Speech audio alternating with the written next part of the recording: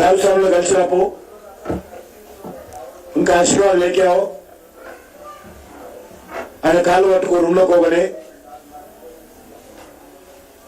BRS party ఓట్ల కోసం గత 10 సంవత్సరాలుగా మజ్లిస్ కాళ్ళ దగ్గర కూర్చొని సూట్ కేసులు ఇచ్చి దుర్మార్గపు రాజకీయాలు చేసింది. అధికారం కోసం ఓవైసీ బ్రదర్స్ కు కేసీఆర్ కుటుంబ సభ్యులు బీఆర్ఎస్ నాయకులు వంగి వంగి సలాములు కొట్టేటోళ్ళు.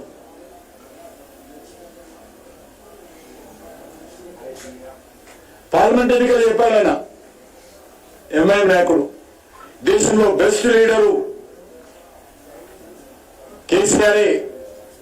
కేసీఆర్ నాయకత్వంలోనే దేశం బాగుపడుతుంది, ఆయన బాగా ట్యాప్ చేయగలుగుతాడు, ఇప్పుడు ఫోన్లు ఆయన కుటుంబ రాజకీయాలు బాగా చేయగలుగుతాడు,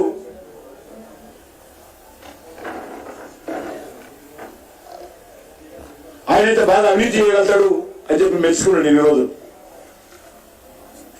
ఈరోజు ప్లేట్ ఫిరాయించి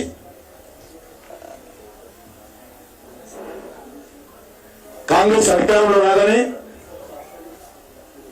దేశీ నేతను వదిలేసి కేసీఆర్ కుటుంబాన్ని వదిలేసి సోనియా కుటుంబంతో చేరాడు.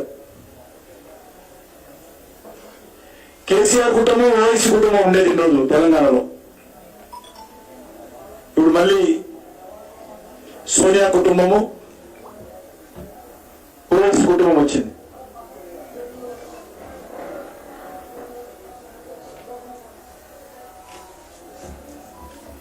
హైదరాబాద్ నగరంలో పాతపట్నంలో వందలాది బస్తీలు, హిందువుల బస్తీలు దౌర్జన్యంగా గూఢాయిజం చేసి, రౌడీజం చేసి, మతకాలను ప్రేరేపించి వందలాది బస్తీలు ఖాళీ చేయించినటువంటి చరిత్ర మజ్లిస్ పార్టీది. అధికారంలో ఉండి గతంలో కాంగ్రెస్ పార్టీ అన్ని రకాలుగా కాంగ్రెస్ ప్రభుత్వం ఎంఐఎంకి అనుకూలంగా వ్యవహరించింది. ఇంతెందుకు వచ్చి రాగానే చెర్లపల్లిలో ట్రైబల్ మహిళల పైన మజ్లిస్ గుండాలు దాడులు చేస్తే ట్రైబల్ 75 సంవత్సరాలు 60 సంవత్సరాలు ఉన్నటువంటి వృద్ధుల పైన కూడా మహిళలను ఒక్కరు మగవాళ్ళు దగ్గర వాళ్ళ మీద కూడా తినార్సవన్ కింద జైలు పంపించినటువంటి చరిత్ర రేవంత్ రెడ్డి సర్కార్ది.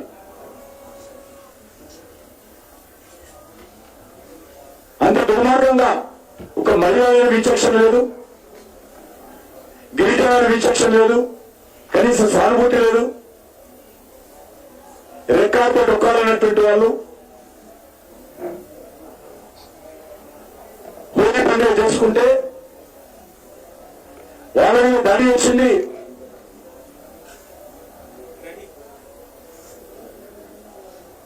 మజ్లిస్ పార్టీ గుండాలు చెర్లపల్లి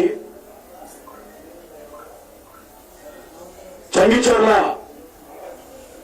స్లాట్ హౌస్ లో మాఫియా గాంగని వాళ్ళు విలువలు దాడి చేసి మహిళలు ఆడుకుంటుంటే కేసులు పెట్టాల్సింది వాళ్ళ మీద.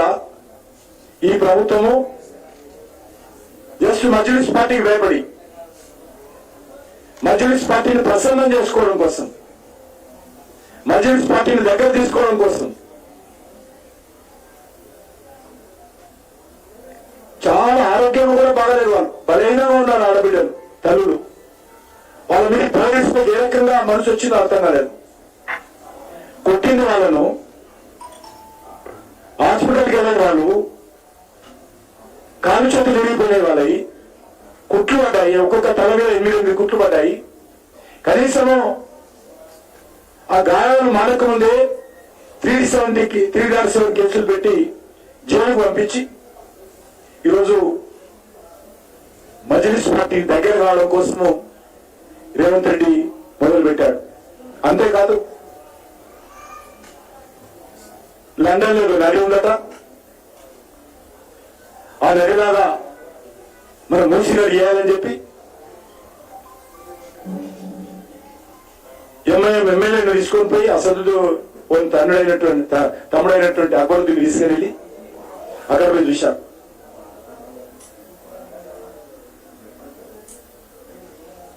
ఈరోజు నిన్న కాంగ్రెస్ పార్టీ నాయకుడు చెప్పారు, నాంపల్లి నుంచి పోటీ చేసినటువంటి ఫెరోజ్ ఖాన్, మా ఆల్ ఇండియా పార్టీ నిర్ణయించింది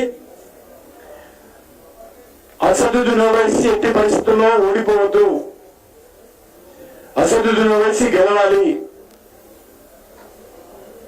మా ముఖ్యమంత్రి గారు చెప్పారు, మా ఆల్ ఇండియా పార్టీ కూడా చెప్పింది, నాకు ఇష్టం లేకపోయినా కూడా అసదుద్దీన్ ఓవైసీని గెలిపించడం కోసం ప్రయత్నం చేస్తాను అని ఫరూజ్ ఖాన్ చెప్పాడు.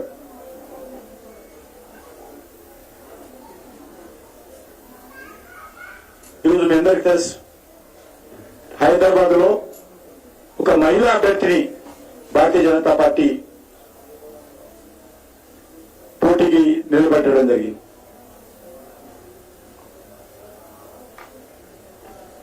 ఈరోజు ఎంఐ యొక్క గుండాయిజాన్ని, రౌడీజాన్ని ఆమె తమ కార్యక్రమాల ద్వారా, ఎన్నికల ప్రచారం ద్వారా ప్రజల ముందు పెడుతున్నప్పుడు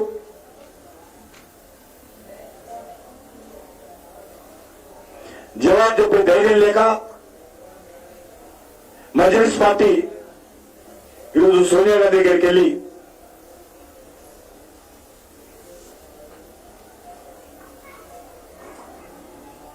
కాంగ్రెస్ పార్టీ ఏదో రకంగా, మనకు అందరికీ తెలుసు, కాంగ్రెస్ పార్టీ కానీ బీఆర్ఎస్ పార్టీ కానీ మజ్లిస్ పార్టీ గెలవాలనుకున్నటువంటి సీట్లలో ఒప్పందం అంటే మజ్లిస్ వ్యతిరేక ఓట్లను చీల్చడమే. భారతీయ జనతా పార్టీకి లాభం చేకూరకుండా మజ్లిస్ వ్యతిరేక ఓట్లు చీల్చి మజ్లిస్ ని గెలిపించేటువంటి సానుకూలమైనటువంటి పరిస్థితి కల్పించేటువంటి ఒక దుర్మార్గపు ఎన్నికల ఒప్పందాలు మజ్లిస్ పార్టీ, అది కాంగ్రెస్ లో కానీ ఇప్పుడు గతంలో బీఆర్ఎస్ తో కానీ ఏర్పాటు చేస్తాం.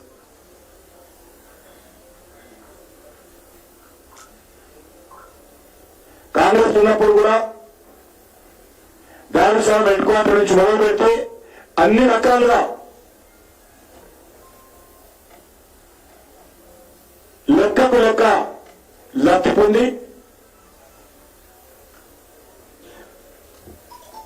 కాంగ్రెస్ పార్టీకి అనుకూలంగా వేడించింది. కాంగ్రెస్ పార్టీ మద్దతుతో మజ్లిస్ పార్టీ మేయర్ పదవిని కూడా వెలువబెట్టింది హైదరాబాద్ లో.